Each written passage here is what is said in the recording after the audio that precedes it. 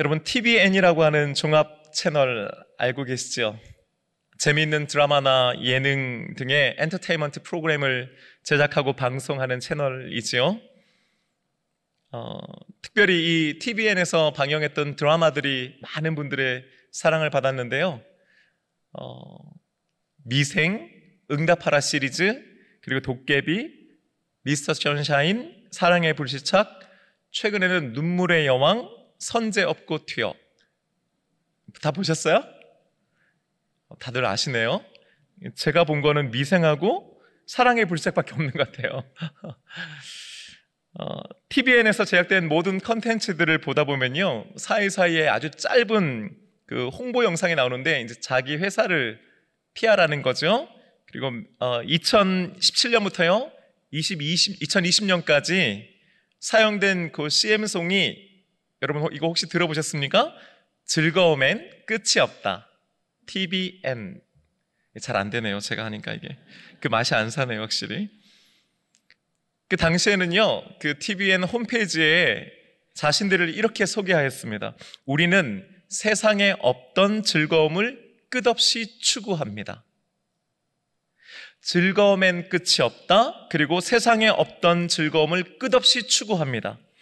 이 두 문장이요, 이 TVN이라고 하는 회사가 어떤 회사인지, 그리고 무엇을 추구하고 있는지, 무엇을 위해 존재하는지를 아주 일목요연하게 우리에게 알려주지요. 그런데 여러분, 이 두 문장을요, 즐거움엔 끝이 없다, 세상에 없던 즐거움을 끝없이 추구합니다 라고 하는 것을 우리들에게 한번 적용해 보면 어떨까요? 혹시 우리들 이야기 아닙니까? 우리들이야말로 이전에 경험해보지 못했던 새로운 즐거움, 더 크고 더 강한 즐거움을 끝없이 찾고 추구하면서 살고 있지 않냐는 겁니다.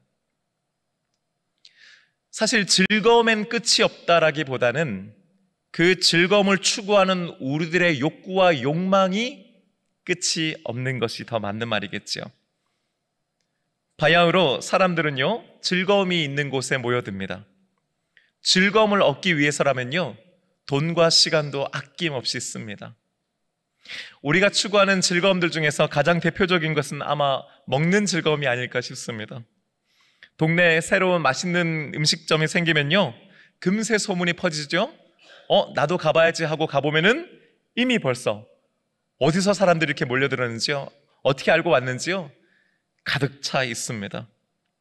여러분, 망포역 그 바로 옆에 하얀 풍차라고 하는 아주 유명한 빵집이 있는, 빵집이라니까 제가 좀 나이 들어 보이네요. 요즘 애들은 베이커리라고 하더라고요. 근데 저는 그래도 빵집이 맞는 것 같아요. 그 하얀 풍차라고 하는 빵집 여러분 유명한 거 아시죠? 와, 제가 알기로는요, 일산에서도 거기에 그 빵 먹으러 오는 분들이 있다고 제가 들었거든요. 그런데 혹시 여러분, 우리 교회 바로 앞에 있는 그 새마을금고 바로 옆에 키키 디저트라고 하는 빵집 있는 거 아세요? 아시는 분 계시네요? 한 번은요, 신방을 갔다가 교회로 돌아오는데 교회 앞에 사람들이 이렇게 쭉 줄지어 서 있는 겁니다.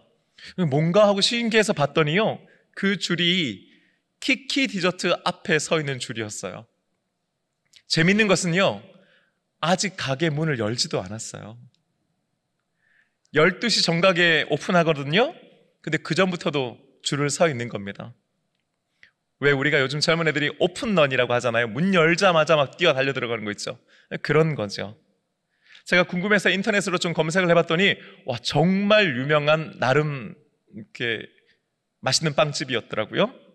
놀라운 것은요, 영업을 목, 금, 토 3일만 합니다. 여러분, 이거는 또 왜 놀라세요? 우리 애들 325명 여름 캠프 했다고 했을 때는 그런가 보다 하는데 3일 영업했다니까 이렇게 반응이. 영업시간이요 12시부터 저녁 8시까지만이에요. 그런데도 줄을 서 있는 거예요. 그나마도요, 오후 3시나 5시 이때 가잖아요. 그럼 맛있는 건 다 빠져 있어요. 참고로 두바이 초콜릿이 요즘 유행이라면서요. 그게 유명하답니다. 줄 서서 여러분 꼭 한번 가보세요. 제가 키키 디저트로부터 뭐 한 푼 받은 거 없습니다. 이거 하다 보니까 이게 홍보가 돼버렸는데 저도 아직 안 가봤어요. 여러분 놀랍지 않으세요? 30분씩요 1시간씩 줄을 서서 기다리는 거예요. 평소에는 운전하다가 신호 바뀌었는데 앞차가 안 가면 우리는 어떻게 해요? 여러분은 그러시나 보네요. 빵 하고 빨리 가라고 하잖아요. 그 10초를 우리는 못 기다려요. 배달 음식 시켰는데 아저씨가 좀 길 헤매가지고 10분, 20분 늦으면요 그게 그렇게 우린 짜증이 나거든요. 그런데요 이 맛있는 거 하나 먹으려고요 30분, 1시간을 기다린다는 게 여러분 놀랍지 않습니까?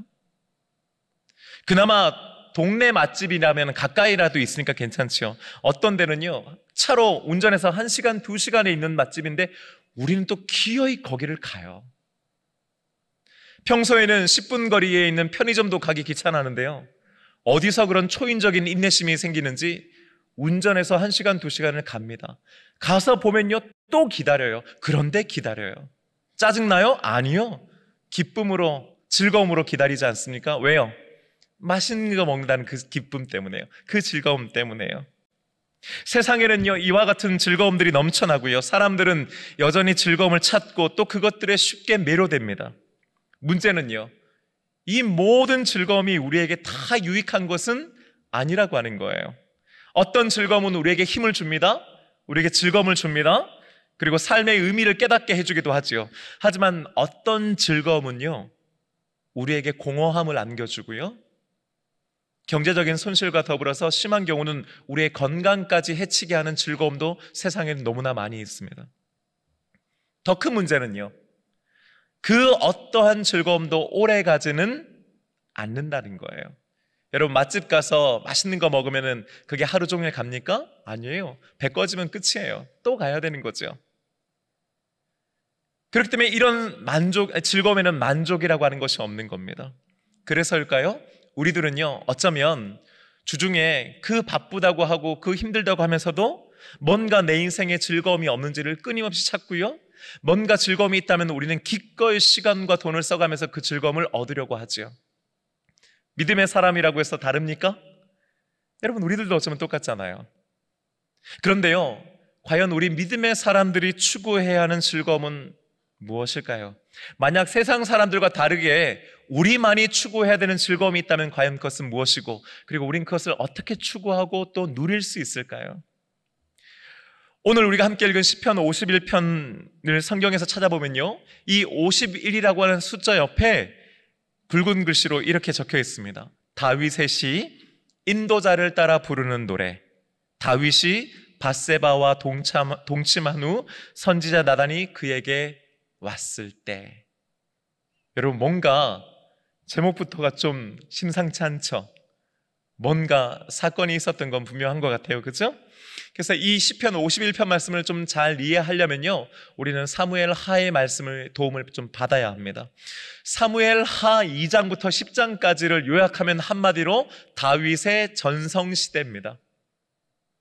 다윗은 그의 나이 30살 때에 남유다의 왕으로 추대됩니다. 그리고 7년 후인 37살 때 북이스라엘을 복종시켜서 마침내 북이스라엘과 남유다를 통합한 통일왕국의 왕으로 올라가지요. 이후에 전쟁마다 승리합니다. 더불어 영토가 계속해서 넓어지는 거예요. 주변 국가들이 조공을 바치기 시작합니다. 여러 나라들과 적극적으로 활발하게 무역을 해서요 국가 재정이 넘쳐나는 거예요. 경제가 호황을 누립니다. 나라는 부강해지는 거예요. 온 백성들이 다윗 왕을 칭송합니다. 하는 것마다 잘 돼요. 원하는 대로 이루어집니다.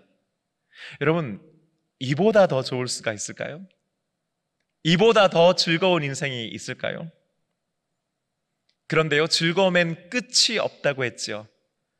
다윗이 거기에 만족하지 않습니다. 사무엘하 11장 1절 말씀을 여러분 우리 함께 읽어보시겠습니까? 시작. 그 해가 돌아와 왕들이 출건할 때가 되매 다윗이 요압과 그에게 있는 그의 부하들과 온 이스라엘 군대를 보내니 그들이 암몬 자손을 멸하고 랍바를 에워쌌고 다윗은 예루살렘에 그대로 있더라. 아멘. 암몬과의 전쟁이 일어났습니다. 요압을 비롯한 온 이스라엘 군대는 전쟁터로 지금 나갔어요. 성경은요, 분명히 왕들이 출전할 때가 되매라고 기록하고 있습니다. 무슨 말이에요? 이 전쟁은 각자의 민족과 나라를 대표하는 왕들이 출전하는 큰 전쟁이었단 말이에요. 당연히 다윗 왕도 이스라엘을 대표해서 출전하는 게 맞지요? 그런데 성경은요, 그가 출전하지 않고 예루살렘에 머물러 있었다고 분명하게 기록하고 있습니다. 그에게 무슨 사정이 있었던 걸까요? 피치 못할 사정이 있었던 걸까요? 혹시 몸이 아팠던 걸까요? 아니면 예루살렘에 남아서 급하게 처리해야 되는 어떤 국내적인 상황, 문제와 어려움이 있었을까요? 그렇지 않았습니다. 이어지는 2절 상반절의 말씀 함께 읽어봅니다. 시작. 저녁 때에 다윗이 그의 침상에서 일어나 왕궁 옥상에서 거닐다가 아멘. 아멘. 지금은 온 이스라엘 군대가 전쟁터로 나갔습니다. 그런데 다윗은요, 뭐 하고 있었다는 거예요? 낮잠 즐기고 있었다는 거예요. 저녁 때에 그의 침상에서 일어났다라고 하는 말은 뭐예요? 늘어지게 낮잠을 잤다는 말이에요. 날씨가 조금 선선해지게 되자 눈 떴고 그가 뭘 했다고요? 일어나 왕궁 옥상에서 거닐다가. 어떻게 이렇게 한가로울 수 있을까요? 여러분, 다윗은 이때 과연 어떤 생각이었을까요? 여러분은 어떻게 생각하세요? 다윗이 지금 어떤 마음으로, 어떤 생각으로 지금 그 왕궁 옥상을 거닐고 있을까요? 저는 이런 생각을 한번 해봤어요. 뭐 좀 재밌는 거 없나? 어디 좀 즐거운 거 없나? 신나는 거 없나? 그는 더 이상 도망자이신 분이 아니거든요. 자신의 생명을 노리는 사람이 이제는 더 이상 없습니다. 지긋지긋했던 도망자의 신세, 또 그로 인한 가난도 이제는 끝이 났지요. 이제는 먹고 살만해진 거예요. 아니요, 성공했지요. 누구보다 성공했지요. 이제는 누구 눈치 볼 필요도 없고요. 어깨 펴고 당당하게 살 수 있는 겁니다. 그뿐 아니지요. 연일 전쟁에서 승리해서 그 승리의 즐거움을 맛보았지 않습니까? 영토가 넓어지는 즐거움, 원수들을 자신의 발 앞에 굴복시키는 즐거움, 그들로부터 조공을 받아서 나라의 곳간을 채우는 즐거움을 그는 느끼고 있는 거예요. 백성들의 칭송과 사랑을 받는 즐거움도 크지요. 그는 세상의 모든 즐거움을 다 맛보고 있는 겁니다. 문제는요, 만족이 없다는 거예요. 더 이상 그것이 예전만큼 기쁘지도 즐겁지도 만족스럽지도 않은 겁니다. 여러분, 즐거움을 추구하는 사람의 일상은요, 의외로 무료합니다. 지루하고 공허합니다. 그러다 보니까 어때요? 자꾸 새로운 거, 더 재밌는 거, 더 신나는 거, 더 센 자극과 즐거움을 추구할 수밖에 없는 것이지요. 바로 그때 다윗의 눈에 들어온 것이 있었습니다. 그게 뭡니까? 2절 하반절의 말씀이 이렇게 기록합니다. 그곳에서 보니 한 여인이 목욕을 하는데 심히 아름다워 보이는지라. 아멘. 그 순간 육체의 욕망이 불같이 일어나는 겁니다. 바로 이거야 하는 거죠. 이것이야말로 세상에 없던 즐거움이고 이전에 경험해보지 못했던 완전히 새로운 즐거움이라고 그는 느꼈던 겁니다.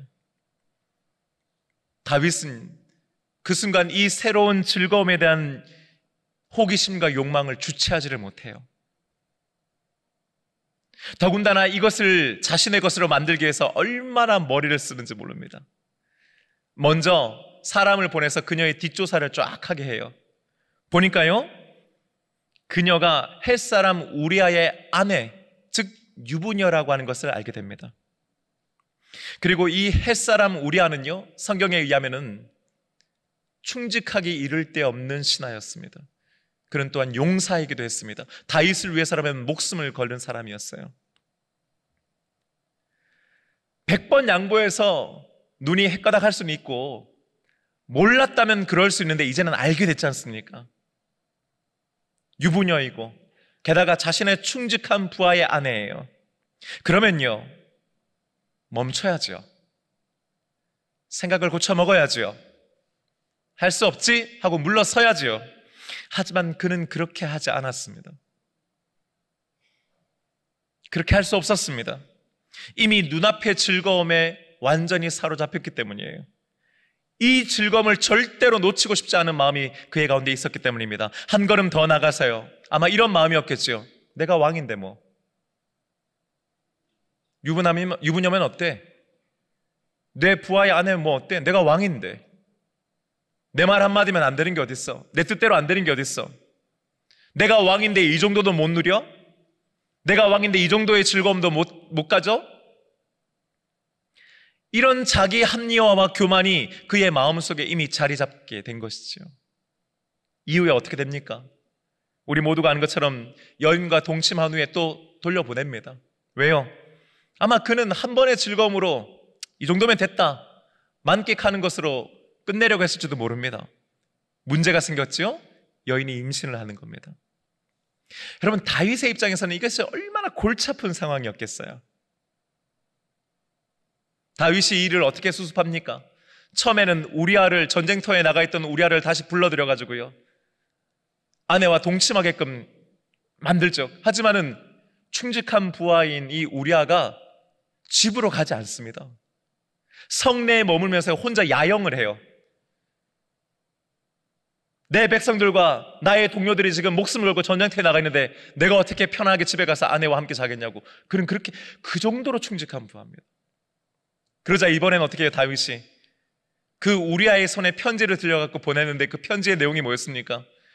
총사령관에게 야, 이 우리아 최전방으로 보내서 죽게 해라, 그런 내용이었습니다. 그리고 실제로 우리아가 전쟁터에 나가 전사하게 됩니다. 한순간의 즐거움을 누리기려고 했다가 자신의 충성스러운 부하를 죽음으로 내몰지요. 아니요, 직접 자기가 죽이지 않았을 뿐이지, 다윗의 손에 피는 안 묻었을 뿐이지 다윗이 죽인 것이나 다름없지요. 그뿐만 아닙니다.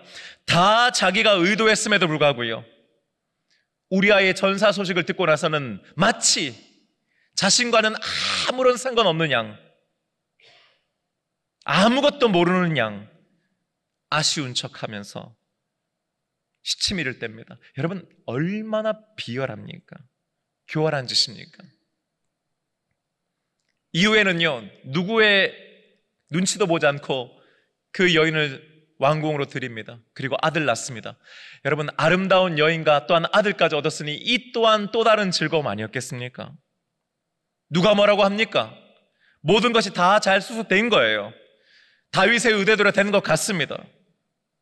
하지만 성경은요, 사무엘하 11장 27절 하반절에서 이렇게 기록하고 있습니다. 다윗이 행한 그 일이 여호와 보시기에 악하였더라. 아멘. 여러분, 기억하십시다.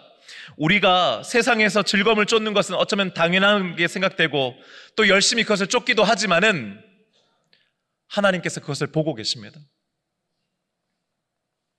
요즘 얼마나 많은 가정들이 잘못된 사랑, 외도로 인해서 흔들리고 있는지 여러분 알고 계시죠? 자신의 즐거움을 쫓아 가정을 내팽개 칩니다. 자신의 즐거움을 쫓아 부부로서의 정절을 그냥 한쪽으로 밀어버립니다. 안 들키면 되는 줄 압니다. 하지만 여러분, 하나님 보고 계십니다. 우리에게는 어떤 것이 즐거움이고 우리는 그것을 놓칠 수 없지만은 하나님 보시기에 악한 즐거움이 분명히 있습니다. 여러분, 하나님께서 가만히 계시지 않았습니다. 선지자 나단을 다윗에게 보내셨지요. 그리고 모든 신하들이 지켜보고 있는 앞에서 그의 죄상을 낱낱이 고발한 후에 한순간의 즐거움을 누린 대가가 얼마나 비참하고 가혹한 것인지를 그에게 가르쳐 줍니다.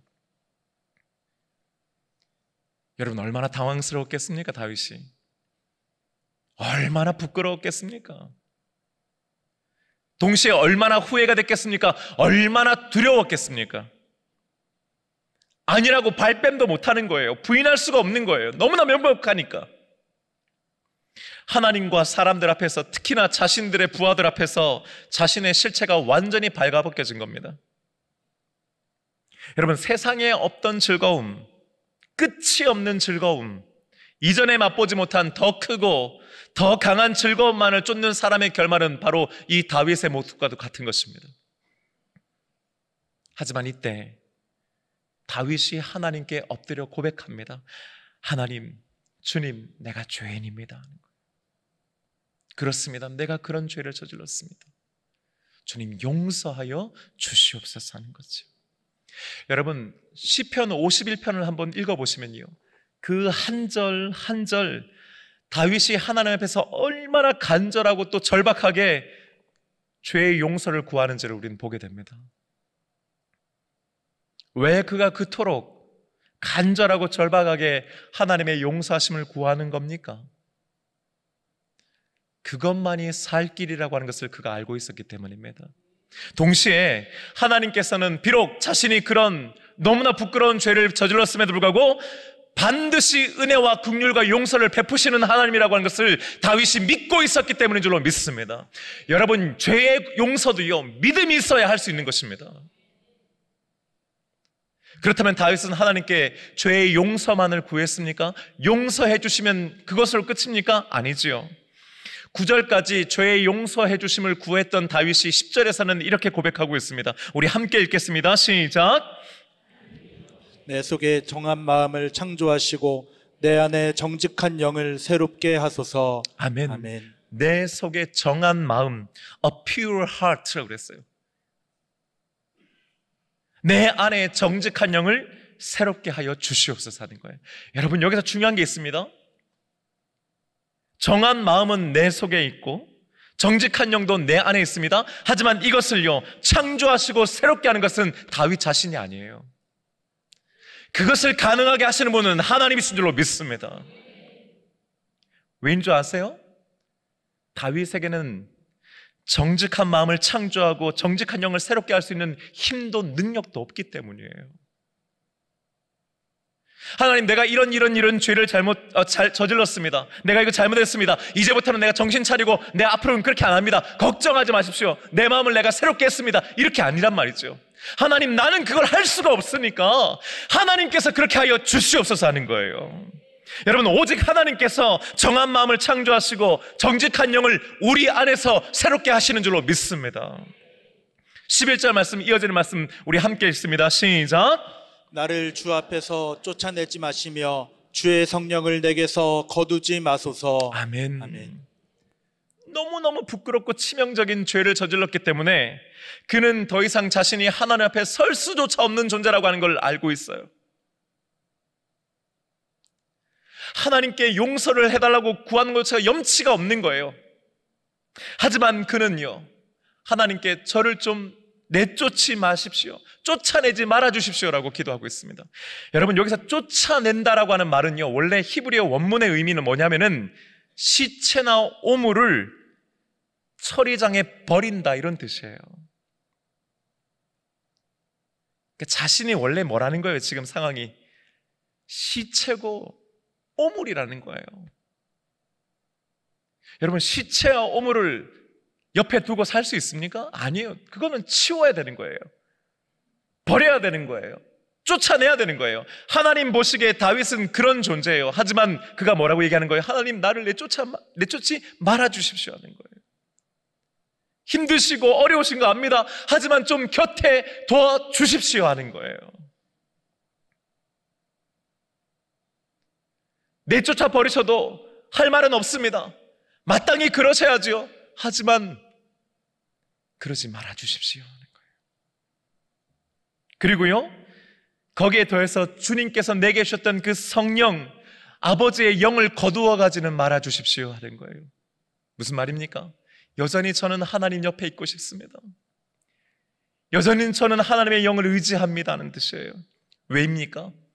자신의 비참함과 부끄러움을 너무나 잘 알기 때문에 하나님에게서마저 버림받으면 전 갈 곳이 없습니다, 이런 뜻이에요. 하나님마저 저를 내치시면 저는 누구도 의지할 수가 없습니다 하는 뜻 아니겠습니까? 전부여 의지 없어서 손 들고 옵니다. 주 나를 박대하시네. 가시면 나 어디 가리까. 주님께서 나를 내쫓으시면, 주님이 나를 박대하시면 내가 갈 곳이 없습니다, 이런 말이에요. 주님 나를 내치시면 저는 죽습니다.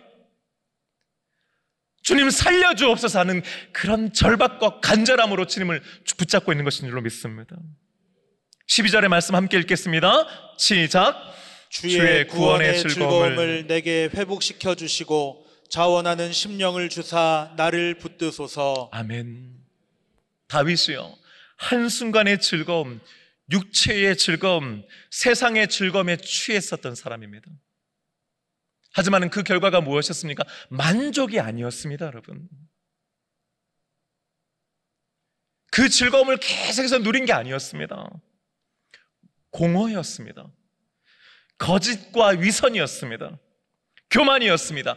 여러분, 그것의 결과가 생명이 아니라 죽음이었다는 것을 우리는 보아야 합니다. 그랬던 다윗이요, 이제 하나님께서 주시는 새로운 즐거움을 구하고 있는 겁니다. 그게 뭡니까? 주의 구원의 즐거움을 내게 회복시켜 주시고. 할렐루야. 여러분, 하나님을 알게 되면요, 거기에 기쁨이 있습니다. 우리가 하나님 앞으로 나아가면요, 거기에 기쁨이 있습니다. 하나님과의 만남, 영적인 교제에서 오는 즐거움이 있는 줄로 믿습니다. 여러분, 그걸 우리가 전문 용어로 은혜라고 하는 것 아니겠습니까? 주님 나와 동행을 하면서 나를 친구 삼으셨네. 우리 서로 받은 그 기쁨은 뭐라고요? 알 사람이 없도다. 주님 만나는 거예요. 거기에 기쁨이 있단 말이에요. 근데 이건 뭐예요? 알 사람이 없어요. 그 자리에 같이 있다고 해서 아는 게 아니에요, 여러분. 오래 만났다고 해서 아는 게 아니에요. 부모와 자식이라고 해서 아는 게 아니란 말입니다. 그것은 오직 주님과 동행하는 사람만이 경험할 수 있는 기쁨, 주님께서 친구 삼아주심에 대한 즐거움을 아는 사람만이 느끼는 기쁨인 줄로 믿습니다. 주님께서 나를 사랑해 주시는 거예요.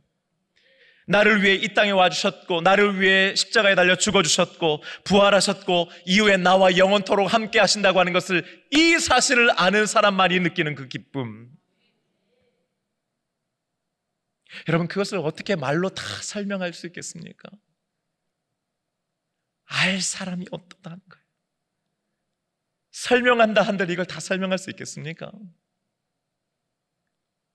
다윗은요, 지금 주의 구원의 즐거움을 내게 회복시켜달라고 기도하잖아요. 여러분, 회복이라고 했으니까 무슨 말이에요? 원래 그가 가지고 있던 거예요. 원래 그는 주의 구원의 즐거움을 누리고 있던 사람입니다. 근데 그것이 어떻게 됐다는 거예요? 잊어버리게 되는 거예요. 약해진 거예요. 한때는 그도요, 자신이 하나님의 아들이라고 하는 사실만으로 기뻐하고 감격했던 때가 있었던 것 아니겠습니까? 비록 자신이 10몇 년이 넘도록 사울 왕에게 쫓겨서 유대 광야를 전전하는 비참한 인생이었지만은, 그럼에도 불구하고 비파와 수금을 잡은 하나님을 찬양할 수 있었던 이유가 뭐예요? 기쁜 거예요. 내가 하나님의 자녀니까요. 하나님 나와 함께 하시니까요. 근데 어느 순간부터는 어때요? 세상의 즐거움들을 막 경험하는 거예요. 누구도 경험하지 못했던 즐거움들을 경험하는 거예요. 동시에 주의 구원의 즐거움은 서서히 밀려나는 겁니다. 희미해지는 거예요. 사라지는 거예요. 더 이상 주님께서 나와 함께 하심에, 주님께서 나를 위해 일하고 계시고 역사하고 계심에, 내가 하나님의 자녀됨에 대해서 더 이상 뭐예요? 놀라지 않고 감사하지 않고 기뻐하지 않고 감격하지 않는 겁니다. 왜요? 그건 당연한 거니까요. 그건 늘 들어 알고 있는 거니까요. 그러니까 뭐예요? 그것 말고 다른 거 뭐 없나는 거예요. 그것 말고 다른 뭔가 새로운 거 말이에요. 그것 말고 다르게 나에게 좀 확 당기는 거 있잖아요.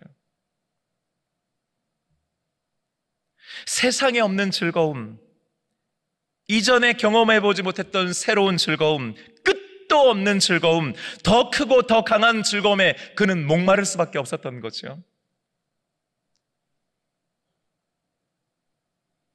그가 거기에 매료됐다가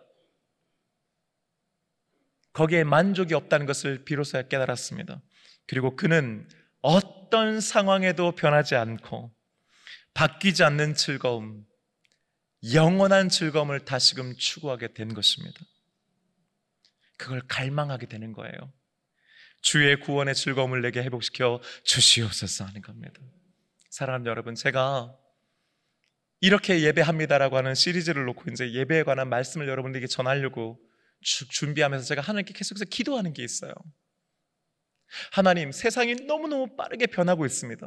특히나 코로나 팬데믹으로 인해서 정말 많은 것들이 변했고, 동시에 우리의 신앙생활도 변했고, 우리의 예배도 많은 변화가 생겨버렸습니다. 하지만 세상은 변하고 신앙생활은 바뀌고 예배에도 뭔가 변화가 있지만은 그 중에서도 결코 변하지 않는 예배, 결코 변하지 않는 예배의 본질과 핵심을 좀 우리 성도들과 나누게 하여 주시옵소서 하는 거였어요. 그렇게 묵상하고 기도하는 가운데 하나님께서 제 마음 가운데 주셨던 말씀이요, 특별히 이 시편 51편에 나와 있는 12절의 말씀이었습니다. 여러분, 예배가 바뀌어요. 예배는 바뀌는 게 맞습니다. 하지만 그 어떤 예배에도요, 변하지 않고 끝까지 붙잡아야 되는 것이 있다면 그것은 바로 그 예배 가운데 주의 구원의 즐거움을 경험하는 것인 줄로 믿습니다. 그리고 그것을 회복하는 거죠. 그러니 여러분, 예배는요 그냥 단순히 어떤 순서와 형식을 수동적으로 따라하는 게 아니에요. 여러분, 시작부터 끝까지요, 매 순간 내가 하나님을 알고 내가 하나님 앞에 나왔다고 하는 것이 놀라움이 돼야 되는 거죠. 여전히 죄가 많고 부족하고 연약하고 실수투성이고 허물도 많지만은 그런 나를 불러 이 자리에 앉아 예배할 수 있도록 해주신 것에 대한 그 기쁨이 있잖아요. 그 감사가 우리 가운데 있어야 되는 것이죠. 내가 하나님의 자녀라고 하는 사실을 새롭게 인식하게 됐을 때, 야, 맞아, 나는 진짜 그런 사람이지, 내가 믿음의 결과로 구원을 선물로 받았지라고 하는 것 때문에 우리의 마음이 설레기를 주님의 이름으로 축복합니다. 여러분, 그걸 즐거워하고 기뻐하고 감격하고 감사하고 또한 다짐하는 시간이 바로 예배의 시간 되어야 할 줄로 믿습니다. 우리는 주중에 바쁘고 분주한 일상 속에서도요, 뭔가 하나 즐겁다, 재밌다라고 하면요, 우리는 시간을 내고 돈을 써서 가지 않습니까? 그 즐거움을 누리려고 우리는 노력하지 않습니까? 그리고 마침내 그걸 경험하잖아요. 그리고 그걸 자랑하지 않습니까? 때로는요, 더 탐닉하게 되고 어떨 때는 사로잡혀서 헤어나오지 못할 때도 있어요. 마치 그 즐거움이 최고의 즐거움인 양 생각될 때가 있단 말이죠. 그것이 마치 가장 좋은 즐거움인 양 우리는 착각한단 말이죠. 그랬다가 어때요? 그 한 주간의 삶을 뒤로하고 주일 아침 우리가 이 자리에 나와서 딱 앉는 그 순간, 겸손하게 다리를 모으고 두 손을 모으고 눈물을 감고 허리를 숙여서 기도하는 순간, 그리고 예배가 시작되어 다 함께 일어나서 우리가 함께 찬송하고 사도신경을 고백하고 또 죄를 고백하고 찬송하고 기도하고 말씀 듣고 결단하면서 우리가 깨닫는 게 있잖아요. 뭡니까? 아, 맞아, 저게 전부가 아니지. 내가 한 주 동안 그토록 추구하고 누리고 경험하고 매료되고 빠져있던 그게 전부는 아니지, 이게 진짜지 하는 걸 우리는 느끼는 것 아니겠습니까? 맞아, 나는 이런 사람이지. 나는 그걸 쫓아가는 사람 아니고, 나는 그걸 위해 사는 인생 아니고, 나는 하나님 앞에서 나와 예배드리는 사람이지, 이 예배가 내 인생의 즐거움이지를 우리는 이 예배 시간에 깨달아야 하는 것인 줄로 믿습니다. 맞아, 이 즐거움이 있어야 난 살아. 나 다른 거 아니고, 맞아, 난 예배드려야 살아. 이 예배드림이 내게 기쁨이지. 맞아, 이걸 내가 포기할 수 없지. 여러분, 예배 시간은요, 주의 구원의 즐거움, 그 기쁨을 회복하는 시간이 되어야 할 줄로 믿습니다. 사랑하는 여러분, 지금 우리들이 예배드리고 있는 가운데 이 주의 구원의 기쁨을 여러분 느끼고 계십니까? 여러분 즐거우십니까? 우리들은요, 예배를 통해서 구원의 기쁨의 회복을 경험하고 있습니까? 하는 거예요. 그래서 예배를 드리러 오기 전에 우리들과 예배를 드리고 나가면서의 우리가 달라지냐는 겁니다. 여러분 정말 달라지십니까? 예배를 통해서 하나님을 향한 우리들의 마음이, 생각이, 그분을 향한 사랑이, 우리의 결심과 각오가 여러분 새롭게 변화되고 있습니까? 아, 맞아. 내가 이 즐거움 위에 살아야 되는데, 이거 놓치지 말아야지 하는 결단들이 여러분 가운데 있습니까? 혹시 오랫동안 예배 드려왔음에도 불구하고요, 지금도 예배의 자리에 앉아있지만은 도대체 목사님 말씀하시는 주의 구원의 기쁨이 뭔지를 모르겠다고 하는 분 혹시 안 계십니까? 예배가 자꾸 형식적이 되고요, 의무와 책임이 되고 있는 분 혹시 여기 안 계십니까? 예배가 자꾸 지루해지고요, 도대체 옆에 사람은 저렇게 막 눈물 흘리고 막 좋다고 하고 막 아멘 하는데 도대체 이 한 시간을 너무너무 지겨운 거예요. 아예 딱 앉는 순간 어때요? 딱 팔짱 끼고 눈 딱 감고 잠자기로 마음 먹고 결단하시는 분들이 있어요. 1부 시간에는 웃던데 2부 시간에는 아무도 안 웃으시네요. 여러분 딱 앉자마자 그냥 나는 오늘 이것을 위해 이 자리에 있지 하는 식으로 그냥 앉아 탁, 어떻게 또 그 어렵게 그냥 바로 잠이 드시는지 몰라요. 여러분 괜찮아요. 그래도 와서라도 주무세요. 여러분 이 자리가 복된 자리입니다. 근데 여러분 예배가 지루해지고요, 말씀의 귀에 안 들려오는 거예요. 자꾸 말씀이 마음에 찌르고 아파서 눈물이 나는 게 아니고 그 말씀이 불편해진다면 여러분 다른 건 몰라도 제가 이거 하나만큼 말씀드릴 수 있어요. 여러분 신앙생활에 적신호가 들어온 겁니다. 지금 여러분의 예배에 뭔가 문제 있는 거예요. 만약에 지금요, 예배를 드리면서 또 예배를 안 드릴 수는 없다고 생각하는 분 있잖아요. 그렇죠? 우리 예배 또 안 드리면 또 찝찝해서 한 주가 이상하잖아요. 그러니까 예배는 어떻게든 와요. 근데 와서 앉아있는데 예배 주의 구원의 즐거움이 뭔지를 모르겠다 하시는 분들은 오늘 여러분 반드시 시편 51편을 집에 가서 읽어보셔야 됩니다. 그리고 하나님께 기도하십시오. 하나님, 내 예배에 아무런 생명이 없습니다. 주님, 내 예배에 은혜와 감격이 없습니다. 내 예배에는 구원의 기쁨이 없습니다. 주님, 나를 불쌍히 여겨 주옵소서 하는 거예요. 여러분 시편 51편 17절 말씀은 이렇게 기록되어 있습니다. 여러분 한번 잘 들어보세요. 하나님께서 구하시는 제사는 상한 심령이라.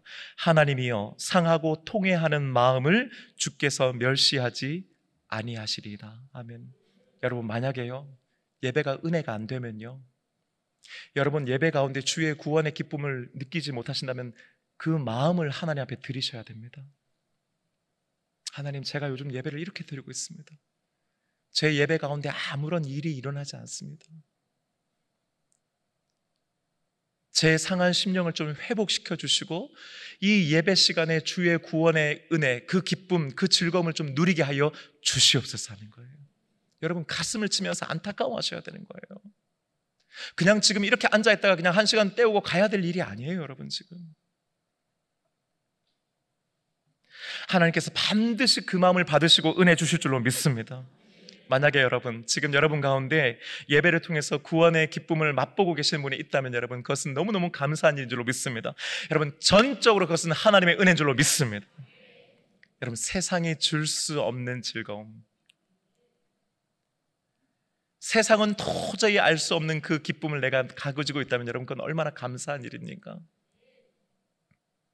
여러분 그 기쁨을 잘 간직하시기를 주님의 이름으로 축복합니다. 그 즐거움을 유지하기 위해서 여러분 더욱 예배의 자리로 나오시는 여러분 되시기를 축복합니다. 뿐만 아니고 어때요?